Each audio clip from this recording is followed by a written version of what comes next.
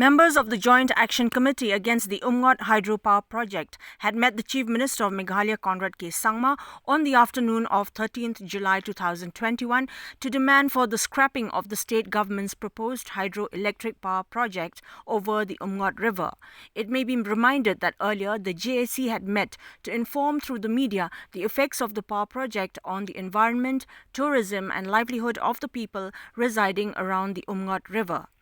Speaking to the media, the Secretary of the Darang Elaka, K.M. Rinksai, informed that the Chief Minister has assured the JAC that he would examine the case and look into the matter before a decision is taken on the proposed Umngot hydropower project. Rinksai added that the JAC's intention to meet the Chief Minister was to demand from the government the scrapping of the project that would further affect the livelihood of people, especially those residing in Maukanrau and Amlarem blocks.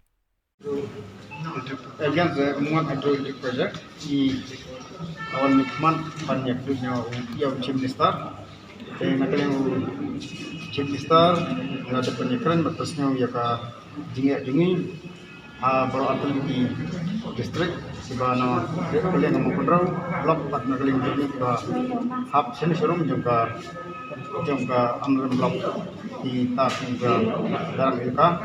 nak tak jur se inbala tan senai ke projek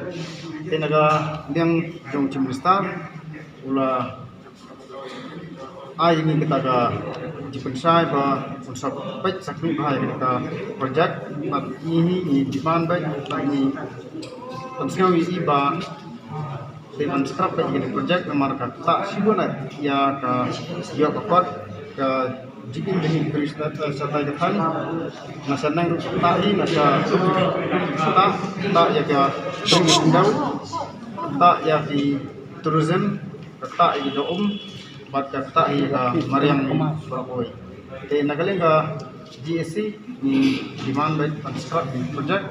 bat Chimastar popular ba untuk ini alor dengan kecil